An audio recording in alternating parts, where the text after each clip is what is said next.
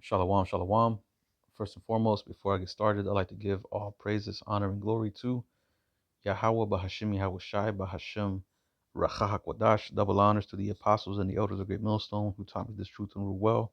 Peace and blessings unto the hopeful elect, pushing his word throughout the four corners of the earth in truth, righteousness, and sincerity. To you, I say shalom.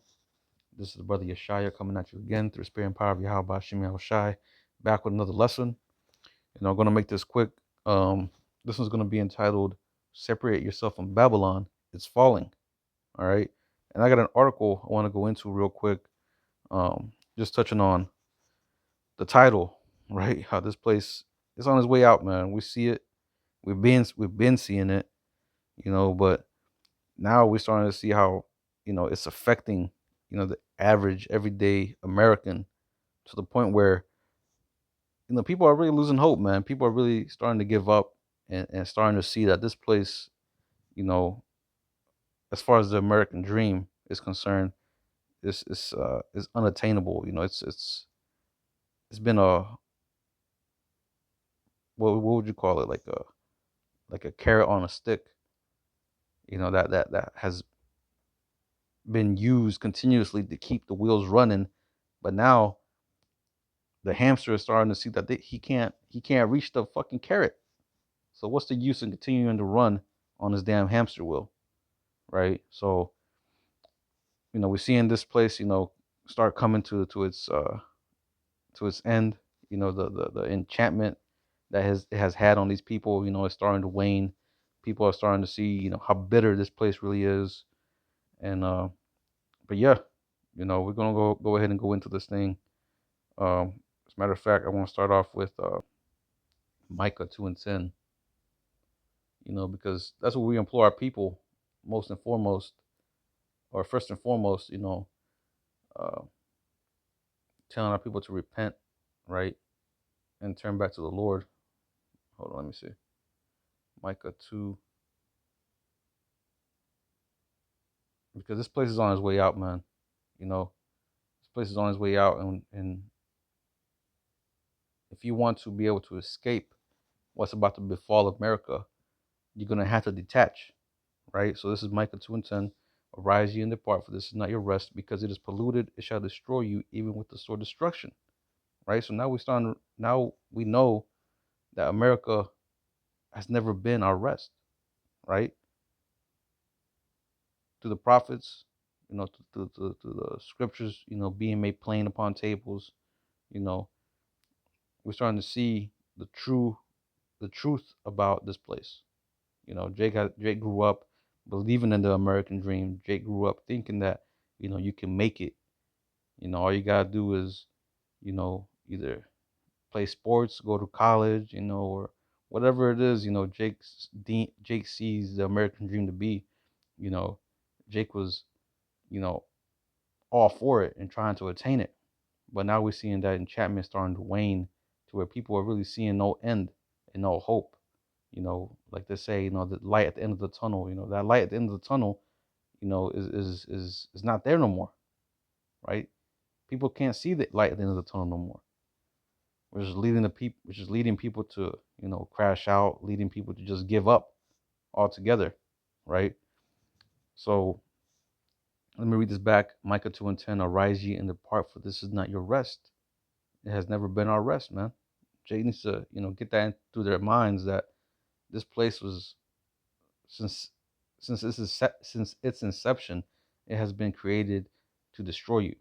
It was meant as a punishment, right? Not your rest, not the time for you to build your house and, establish generational wealth and, make it and establish yourself a position in this society, right? But it says, because it is polluted, it shall destroy you even with the sword of destruction, right? And we know the scriptures talk about, well, of course, this is going into, the wickedness of this place, right? How this place is wicked, the sin that it promotes and the different snares that Esau has laid out, because he understands that if we continue in sin, he continues to prosper. He will be able to continue to forward his enterprise, forward his kingdom, right? But we're seeing the time to where Jake is really, detaching from this place is first and foremost because of this word, this truth, right? The scriptures talk about how the remnant will no longer lean upon them that smote them, right? That remnant is detaching from this place. That remnant is turning back to Yahweh Shem Shai, right? And we're no longer dependent upon America uh, uh, uh, sustaining us. We're no longer depending on America to, um, or we're no longer depending on the future of America, I should say, right? But anyway, let me see. Let me get. As a matter of fact, let's go ahead and read that article, right? So it says, this is from usatoday.com, and it says the American family isn't collapsing; it's adapting to reality. It says this is a shift that unsettles older generations, a vision of the American dream untethered from property or possessions, rooted instead in lived experience and personal autonomy. So it says when pundits and media talking heads warn that the American family is in decline, what they're really saying is that it looks drastically different today than it did even 5 years ago. Right? So they're saying that even 5 years ago, the American dream and just the American people in general was different. There was actually some semblance of hope 5 years ago, pre C-19, right? But now we're seeing that hope is completely dead. People, like I said, people can't see the light at the end of the tunnel no more, right? But it says more young Americans are prioritizing. Hold on, bear with me. It says more young Americans are prioritizing economic survival over marriage, home ownership, or having children. See, people are just trying to get by. People are living paycheck to paycheck. You see, it's coming to the point where people are needing 2 or 3 roommates in order to be able to pay for the rent, for their car loan, different subscriptions, food. But even with subscriptions and stuff like that, people are starting to cut that off because people are really just prioritizing their essentials, what they need on a day-to-day basis, right?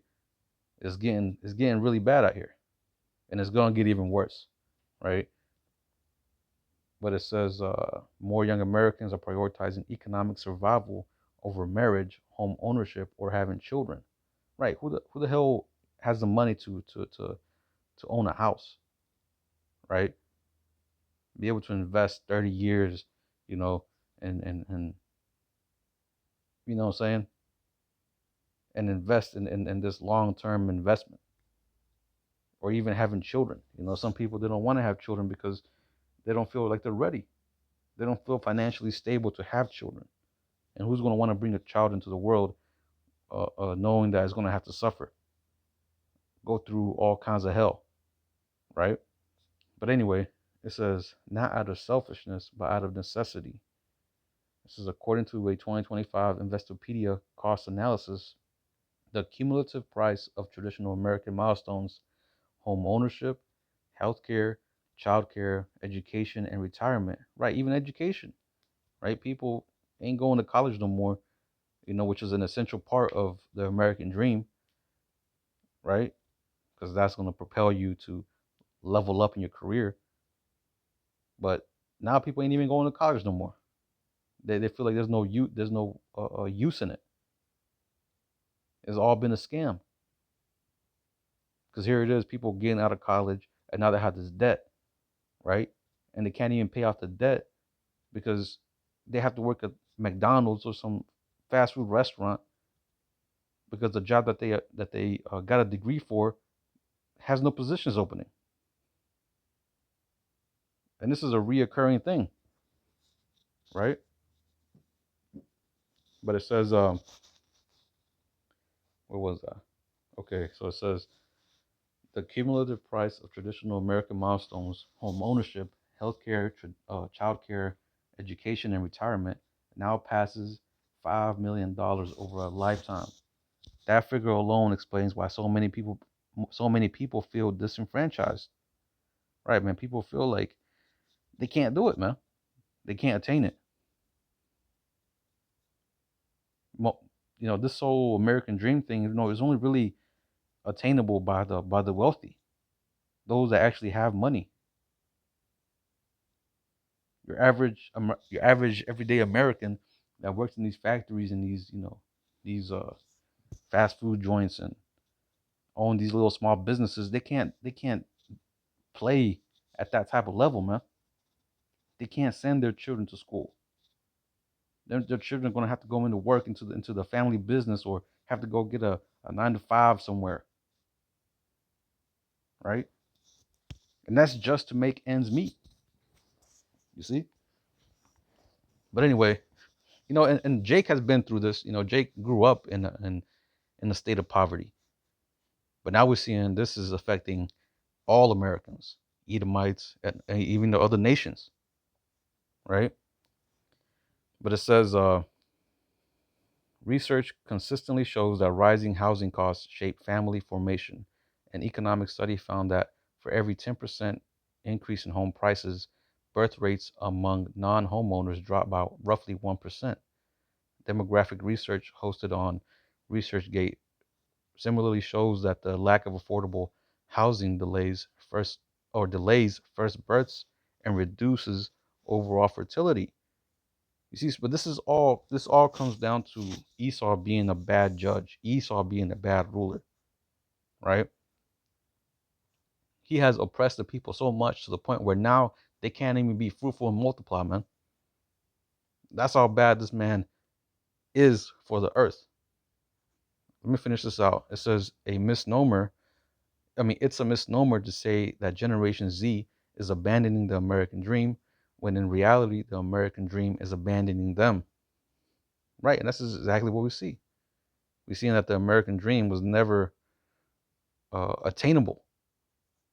It was just an endless rat race, right? That led people to nowhere. Really, it led some people to the deaths, right? You have what's his name, 50 Cent, with his "get rich or die trying." Well, that's the mindset of a lot of people, or used to be, right? Get rich or die trying. Led a lot of people to their graves. Led a lot of people to make mis or unwise decisions. But now we're seeing that people just have no hope in even attaining that no more. Resorting just to scamming, robbing people, you know, and it's just gonna get worse. But anyway, let me get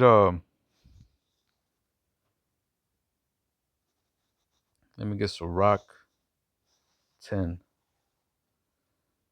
Sirach 10, verse 1. It says, "A wise judge will instruct his people, and the government of a prudent man is well ordered." Right? A prudent man is someone that looks well after his goings, right? That is careful in every decision that he makes. Well, Esau ain't that man. He operates in haste. When you look at the rulers of this world, the top banking elite, you know, they know that their time is coming to an end, because the truth is out here. They're seeing this. Was in Revelation 11:11, right? Great fear fell upon them which saw them. You know, so these top elite, they're scared. So now they're operating in haste, right? And we're seeing that their decision making, isn't wise. We're seeing that their decision making is destroying the masses of the people, right? But verse 2, it says, as the judge of the people is himself, so are his officers. And what manner of man the ruler of the city is, such are all they that dwell therein. So that same vibration that Esau is carrying is trickling down to the masses. Esau is operating in haste. So people are operating in haste. Esau is seeing, you know, that his hope of uh, uh, uh, keeping his system afloat, is really waning on him. And now we're seeing that same spirit fall upon his people, to where they feel like they can't continue to live in this society. Most people, they want an escape route.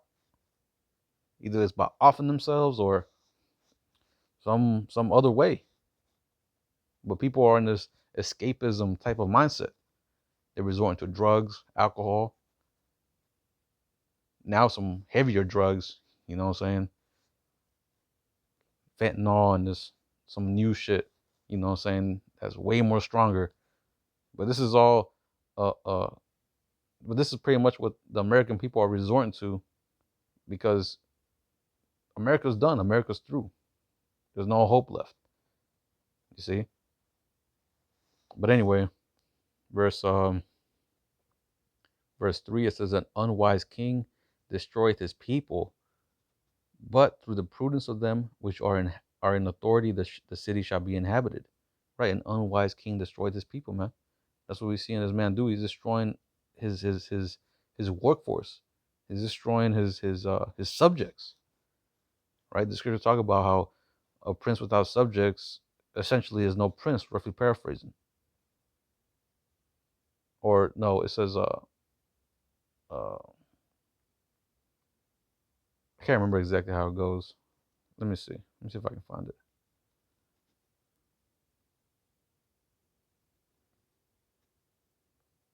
I think it might be in Sirach.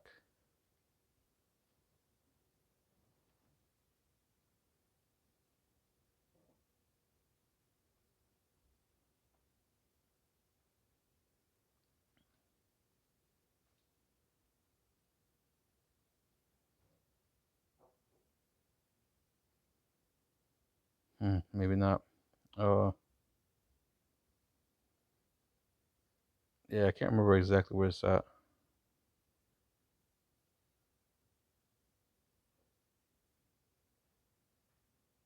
Yeah, I don't know where it's at, but pretty much, a king needs subjects, man. Without subjects in your land, who the hell are you gonna be ruling over? But Esau is getting to the point where he just is wants to do away with the people altogether and replace them with robots. You see, this is the mindset of your king, right? But anyway, let's get from here. Let's get Proverbs 29:2. It says, when the righteous are in authority, the people rejoice, but when the wicked bears rule, the people mourn. People ain't in a state of being joyous right now, out here celebrating and going out partying and having a good time. No, people are, even though, they might be out here, going to some Christmas party or whatever, in the back of their mind, they're worried, man. They're in the state of, oh man, I gotta manage my money. I can't buy gifts. I gotta do this. I gotta do that. After Christmas, they're gonna have to go back to the hell that they've been living in. You see? So people ain't in a state of being, in this mirthful type of spirit. People are really in the state of mourning, worrying about, how they're gonna put food on the table, worrying about if they're gonna get evicted, worrying about if the damn um, tow truck or the repo guy is gonna come and take away his car, man. These are the thoughts of the everyday American nowadays.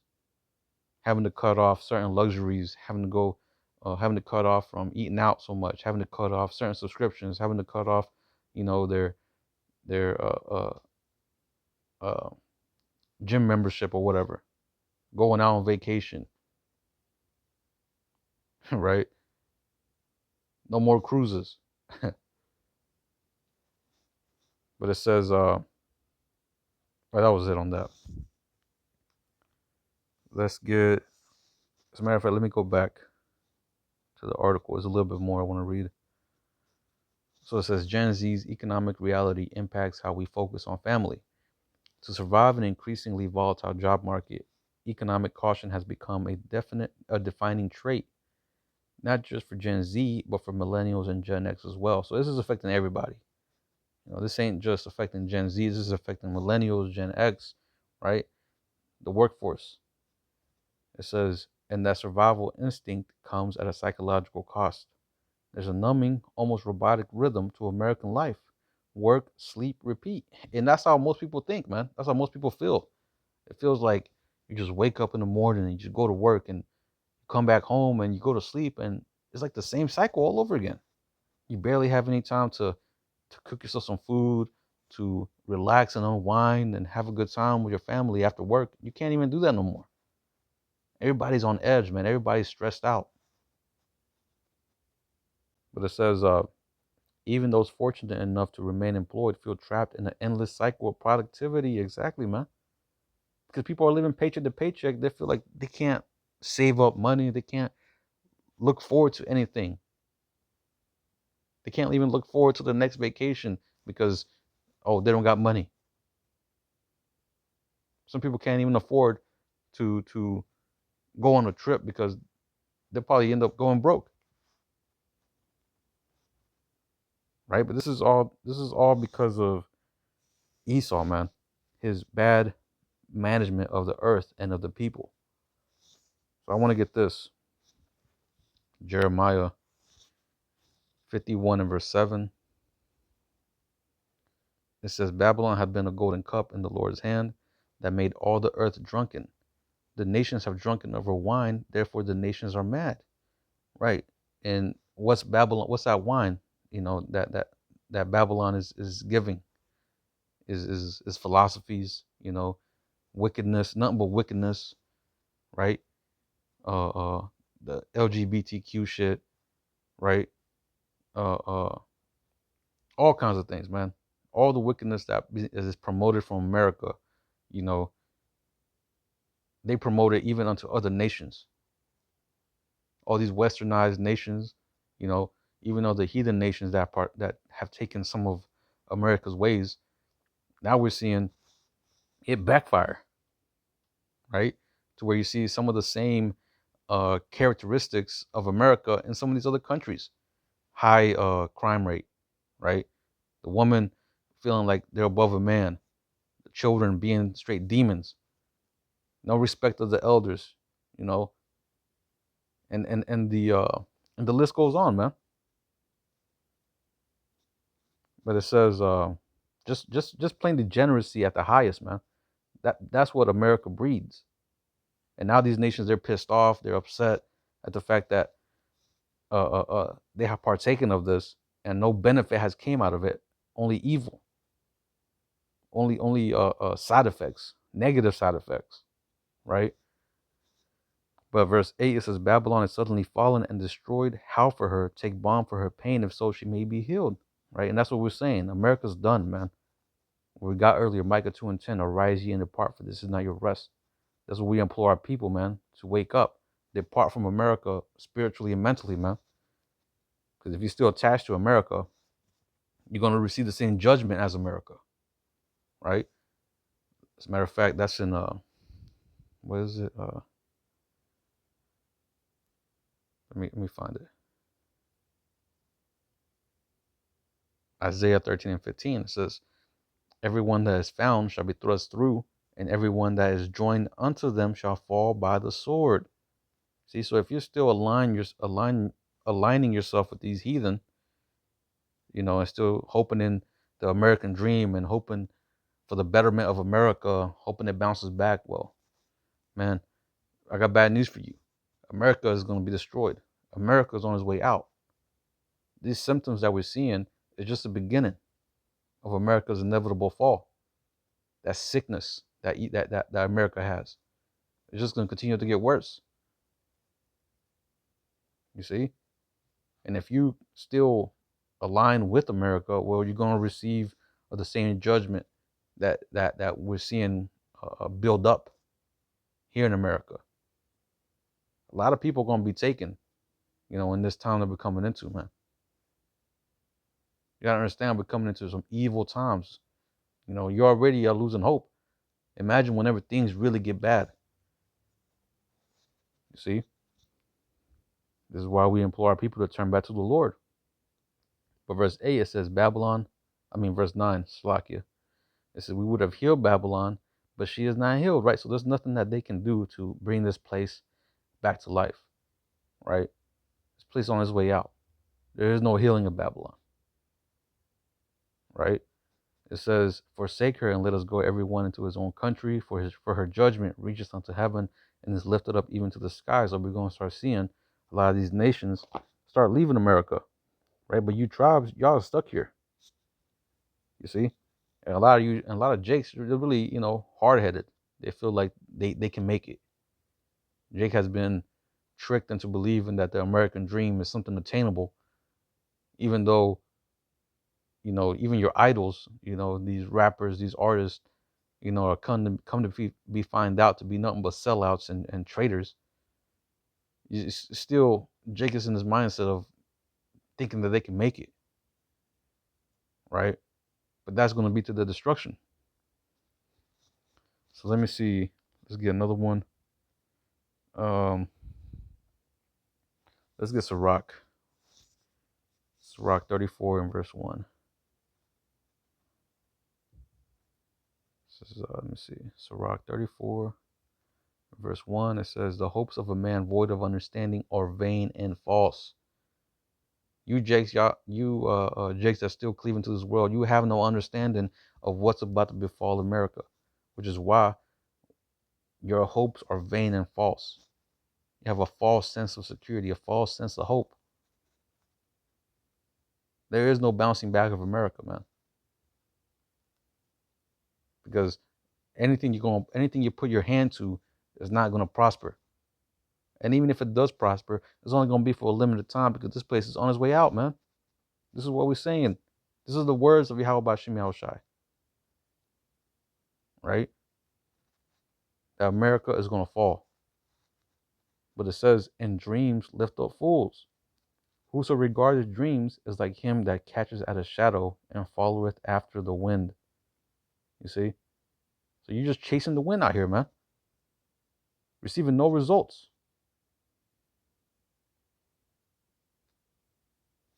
But anyway, but this is why we're gonna see a lot of people start crashing out though, because they're gonna see that, all this effort that they've done to try to establish themselves and create some type of wealth and security is gonna fail them. And since they didn't have the wisdom, knowledge, and understanding of the scriptures to keep them bound, to keep them secure, mainly their mind, they're gonna start unraveling. You see?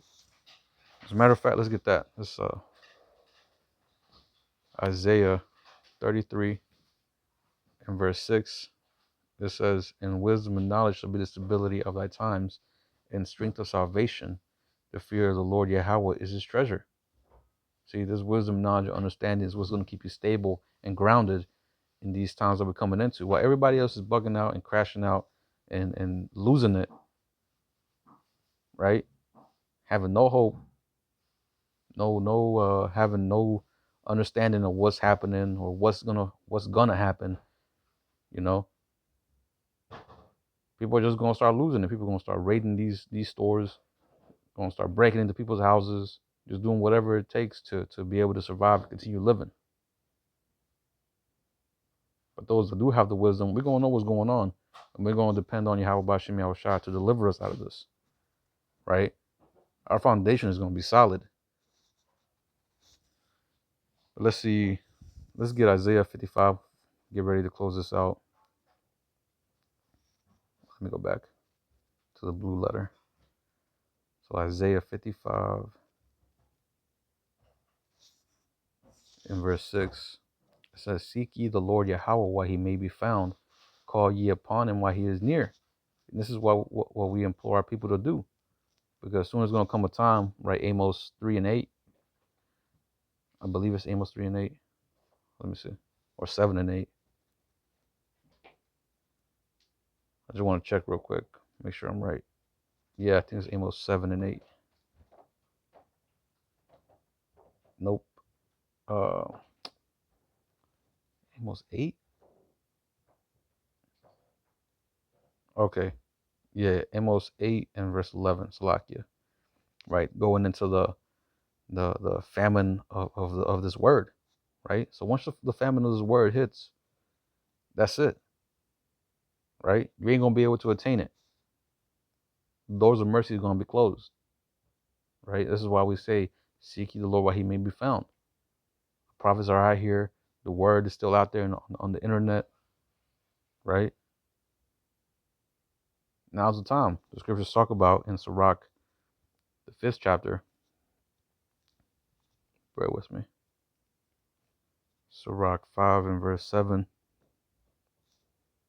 It says, make no tarrying to turn to the Lord and put not off from day to day.